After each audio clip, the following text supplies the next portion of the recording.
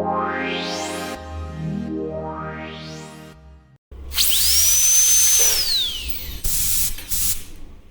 my name is Dr. Rudra Mohan, and today through the Oral Health channel, we're going to be talking about an incidence, a dental pain incidence that happened with us, and it has affected us personally. Let's start.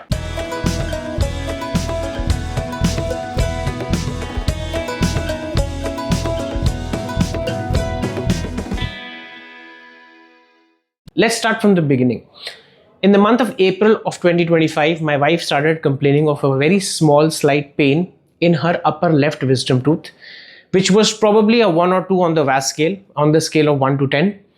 And at that time, we had taken an X-ray where I had found a little bit of decay, and I had asked my wife to get that wisdom tooth extracted.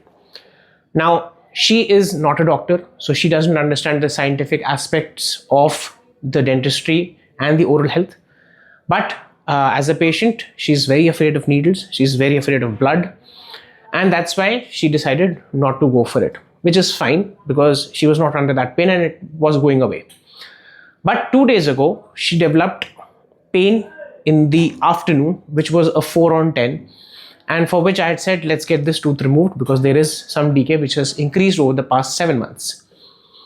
Now, I was under the impression that this pain would not increase as fast as it should have, and by evening, the pain rating went from 4 to 7. We had given her a normal painkiller, not ketorol DT. We had given another painkiller, not as strong as ketorol DT.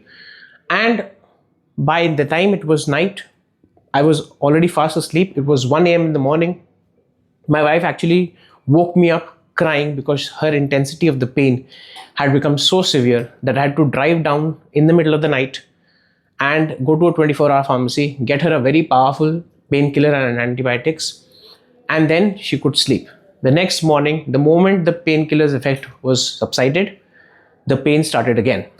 And that's when we decided to get the OPG done. And in the evening, we scheduled an appointment, a visit from our oral surgeon, Dr. Prabodh Sen, who was very thoughtful of coming at the late hours, almost at the closing time of the clinic. But we made the patient sit down.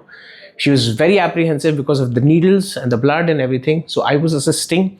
Dr. Prabodh was operating. We anesthetized her. She was fine. She was initially very scared. After that, she became very relaxed. In the next few images, I'm going to be talking about how the procedure went on. And in real time, all it took was about 10 minutes, and it was a very hassle-free procedure.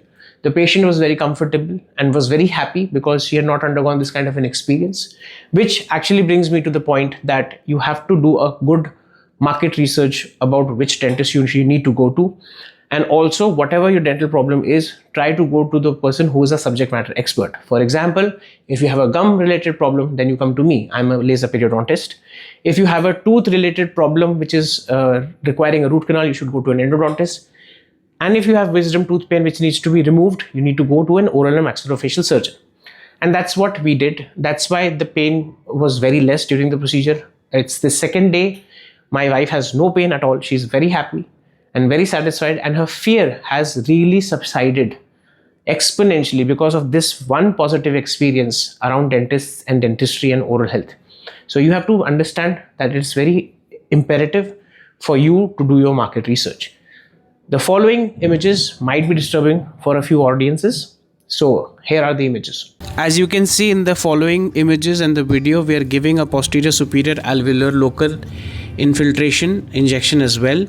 Now, a lot of people are very fearful of needles, including the patient here who is my wife.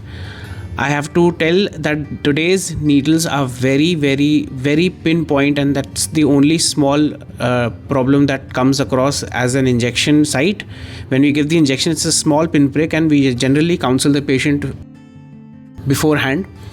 In the following images, you can see we are trying to luxate the tooth. We've already relieved the tooth of the fibers, and now we're using a periosteal elevator to luxate the tooth from its socket, and it has already started moving. Now, a lot of people might think that this is going to take a lot of brute force. It's not so much as force, but the direction and the technique and the lever principles that are used in exodontia and oral surgery. We are using the lever principle and the wedge principle, and now we are using a specialized elevator. We are actually trying to luxate the tooth out without using the forceps. We have not used the forceps, and the right amount of force with the angle and direction can finally lead up to the extracted tooth. You can see the tooth here, observe it, and you can see the decay as well. Thanks for watching. So this was the video. I hope you liked it. This video has been aimed not to scare you. It has been aimed to tell you that this is a personal experience, and when we as dentists talk about our personal experience, I myself was very apprehensive because it was my wife in the chair, and usually I'm not nervous around these procedures because we do them day in and day out. But if it's someone that you love and you don't want to see them in pain, it does give you a certain sense of anxiety. And that's where I am bringing this video, and I've shown this video to make you understand and aware that dental pain comes with a vengeance, and it doesn't spare anyone in terms of the severity, and it can really affect you. It can affect you in your sleep. So please understand this, that if you're having any dental problems, please find a nice dentist, visit them, show them, and get the necessary treatment done. So this was today's episode. Please like, share, subscribe, and do press the bell icon button for important updates. If you want to get in touch with me, here are my social media handles. Kindly refrain from calling me directly as I might be busy. Just drop me a message on WhatsApp. Please wait 3-4 days while I read your messages and then I respond to them, because I get a lot of messages. I might not be available on call, and please understand that if I'm asking for a calling fee, it's because I get a lot of calls. Imagine if there's one call that lasts for 5 minutes, and I get around 40 to 80 calls per day. That's almost 2 hours or 3 hours of my time gone. How will I see my patients? How will I take care of my family? Please understand that. This is not a money minting scheme. This is just me valuing my time. That's about it. And I hope that this video reaches all platforms, and I hope that your anxiety after looking at this extraction video is reduced, where I am telling you my personal experience of my loved one who is getting an extraction and now is very happy and pain-free. So this was today's episode. Please like, share, subscribe, and also make sure that you're taking care of your health. So that's it for today. Thank you.